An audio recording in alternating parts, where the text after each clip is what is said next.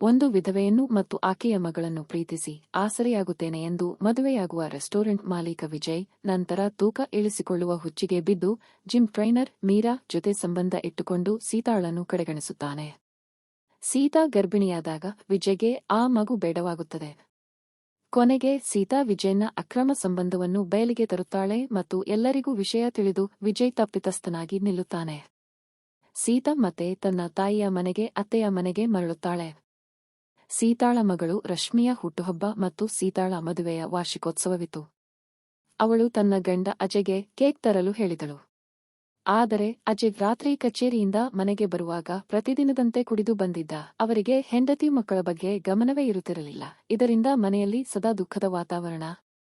ಒಂದು ದಿನ ಕುಡಿದ ಮತ್ತಿನಲ್ಲಿ ಅಜಯ್ ಮೆಟ್ಟಿಲುಗಳ ಮೇಲೆ ಜಾರಿ ಬಿದ್ದು ಪ್ರಾಣ ಕಳೆದುಕೊಂಡ. ಸೀತಾ ತನ್ನ ಮಗಳ ಜೊತೆ ಅತ್ತೆಯ ಮನೆಗೆ, ಅಜಯ್ ತಾಯಿಯ ಮನೆಗೆ ಹೋಗಿ ನೆಲೆಸಿದಳು. ಜೀವನ ಸಾಗಿಸಲು ಒಂದು ರೆಸ್ಟೋರೆಂಟ್ನಲ್ಲಿ ಕೆಲಸಕ್ಕೆ ಸೇರಿಕೊಂಡಳು. ಆ ರೆಸ್ಟೋರೆಂಟ್ನ ಮಾಲೀಕ ವಿಜಯ್ ತುಂಬಾ ಶಾಂತ ಸ್ವಭಾವದವನು.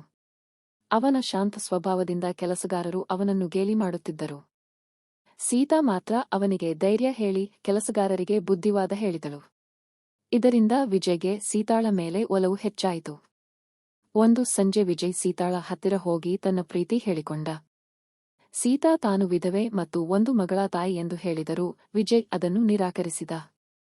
ನಾನು ನಿಮ್ಮ ಮಗಳಿಗೆ ಒಳ್ಳೆಯ ಅಪ್ಪನಾಗಿರುತ್ತೇನೆ, ದಯವಿಟ್ಟು ಒಪ್ಪಿಕೊಳ್ಳಿ ಎಂದು ವಿನಂತಿಸಿದ. ಆದರೆ ಸೀತಾ ಒಪ್ಪದೆ ಸುಮ್ಮನೆ ಹೊರಟು ಹೋದಳು.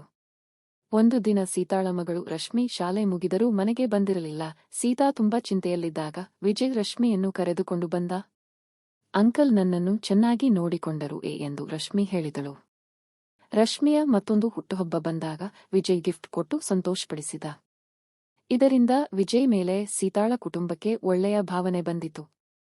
ವಿಜಯ್ ಸೀತಾಳ ಅತ್ತೆಯ ಬಳಿ ಹೋಗಿ, ನಾನು ಸೀತಾಳನ್ನು ಚೆನ್ನಾಗಿ ನೋಡಿಕೊಳ್ಳುತ್ತೇನೆ, ರಶ್ಮಿ ಇಂದಿನಿಂದ ನನ್ನ ಮಗಳೇ, ಇಬ್ಬರನ್ನು ಸ್ವೀಕರಿಸುತ್ತೇನೆ ಎಂದು ಹೇಳಿದ.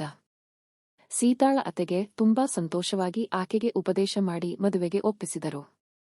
ವಿಜಯ್ ಮತ್ತು ಸೀತಾ ಮದುವೆಯಾದರು.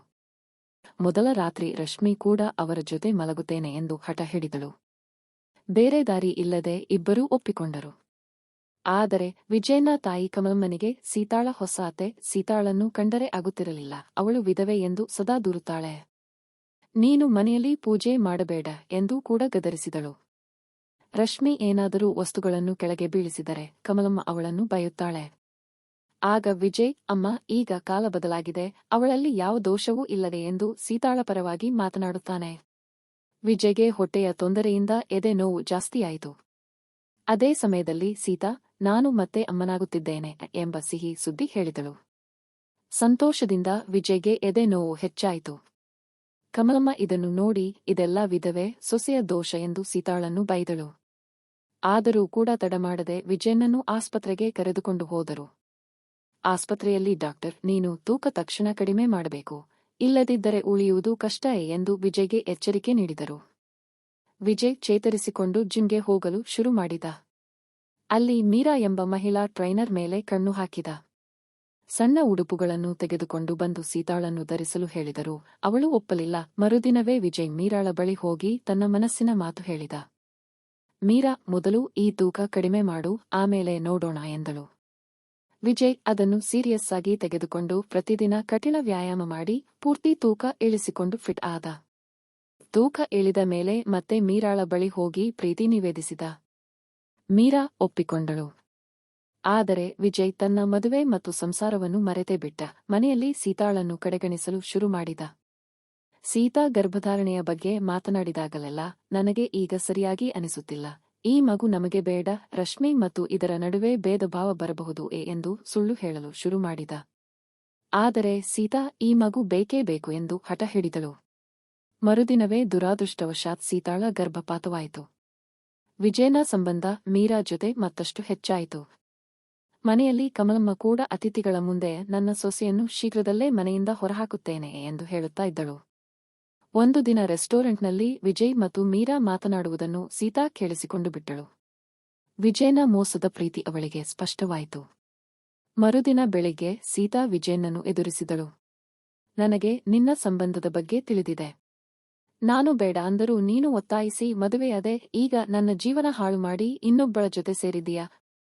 ನನ್ನ ಗರ್ಭಪಾತಕ್ಕೆ ನೀನೇ ಕಾರಣ.